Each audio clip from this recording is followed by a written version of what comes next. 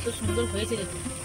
এই প্রচণ্ড গরমে আপনারা একবার হলেও এই ডাঁটা আলু কাঁচকলা আর কুলেখাড়া দিয়ে আপনারা একবার হলেও তরকারি করে খাবেন, শরীর কিন্তু ভালো থাকবে। নমস্কার বন্ধুরা, শকুন্তলা ভিলেজ ফুডে আপনাদের সবাইকে স্বাগত। প্রচণ্ড গরম পড়েছে, সেই জন্য আজ আমি একটা মাছের ঝোলের রেসিপি আপনাদের সাথে শেয়ার করব। এখানে আমি মাছ নিয়েছি, দুটো আলু, কাঁচকলা, নদনা ডাঁটা আর কুলেখাড়া, চেরা লঙ্কা, পেঁয়াজ কুচি, 5 ফোড়ন, আদা বাটা, জিরে গুঁড়ো, ধনে গুঁড়ো, হলুদ গুঁড়ো, লঙ্কা গুঁড়ো, লবণ আর তেল। প্রথম থেকে শেষ পর্যন্ত ভিডিওটা দেখার জন্য আপনাদের অনুরোধ রইল। এখন আমি এই কাঁচকলা, আলু, ডাঁটা ভালো করে কেটে ধুয়ে পরিষ্কার করে নেব।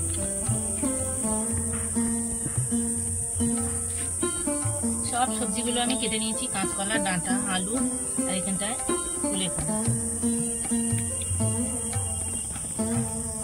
মাছগুলো আমি মাখিয়ে নেব, লবণ দেব,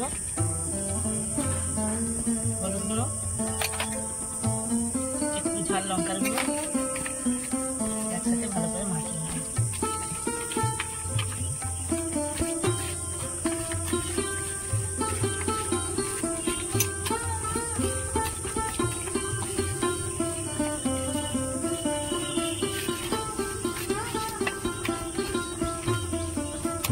মাছ আমি ভালো করে মাখিয়ে নিয়েছি। কড়ার মধ্যে আমি জল গরম বসিয়ে দিয়েছি, জল গরম হয়ে গেছে। এবার আমি কাটিয়ে নেব এই গামলির মধ্যে। এই জল গরমের মধ্যে আমি কিছুটা হলুদ গুঁড়ো দিয়ে দেবো,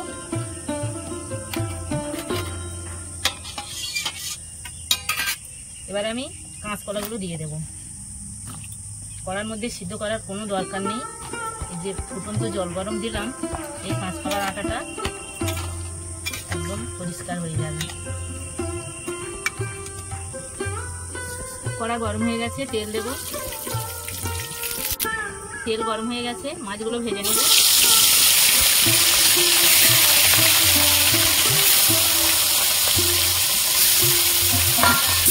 মাছগুলো আমি লাল লাল করে ভেজে নিয়েছি, এবার তুলে দেব।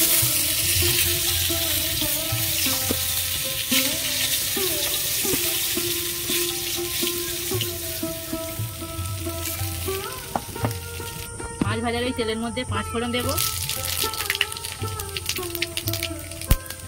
পেঁয়াজ কুচি দেব, চেরা লঙ্কা দেব, পেঁয়াজ আর লঙ্কা আমি ভাজা ভাজা করে নিয়েছি। আলুগুলো দিয়ে দেবো, এই ডাঁটাগুলো দিয়ে দেবো, একসাথে ভালো করে ভেজে নেব।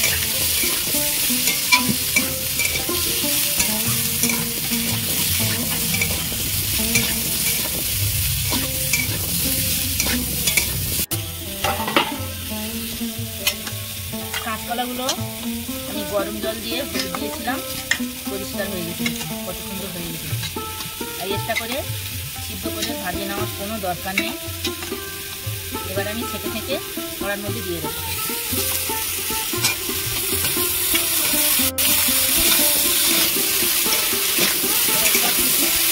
একসাথে ভালো করে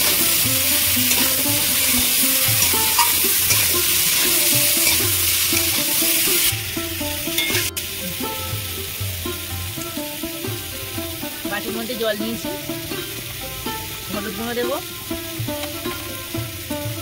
যেহেতু আমি কাঁচা লঙ্কা দিয়েছি অল্প একটু লঙ্কার গুঁড়ো দেবো, 1/2 চামচ ধনে গুঁড়ো, 1/2 চামচ জিরে গুঁড়ো, এই আদা বাটাটা সব দিয়ে দেবো। একটু ভালো করে গুঁড়ে নেব।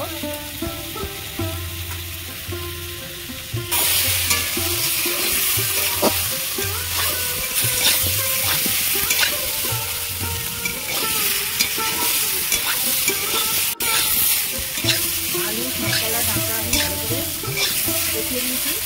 একটু মশলাটা গুলে রেখেছিলাম, দিয়ে দেবো।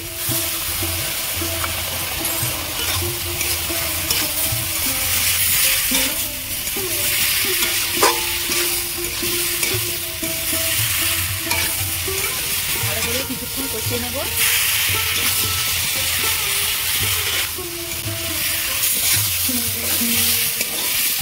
ভালো করে আমি কষিয়ে নিয়েছি। এবার আমি জল দেবো।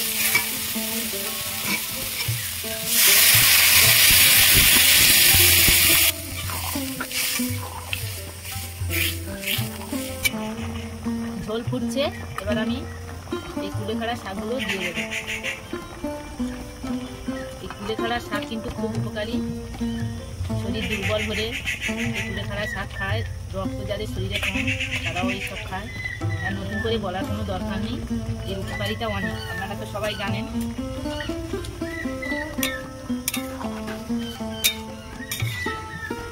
শাক দিয়ে দিয়েছি, আমি লবণ দেবো।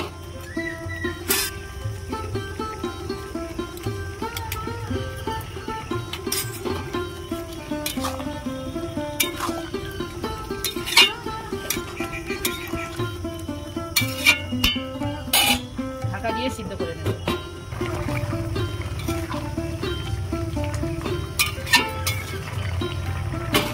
এবার আমি মাছগুলো দিয়ে দেবো।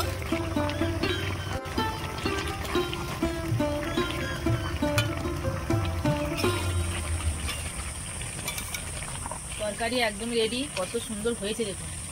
এই প্রচণ্ড গরমে আপনারা একবার হলেও এই ডাঁটা, আলু, কাঁচকলা আর কুলেখাড়া দিয়ে আপনারা একবার হলেও তরকারি করে খাবেন, শরীর কিন্তু ভালো থাকবে।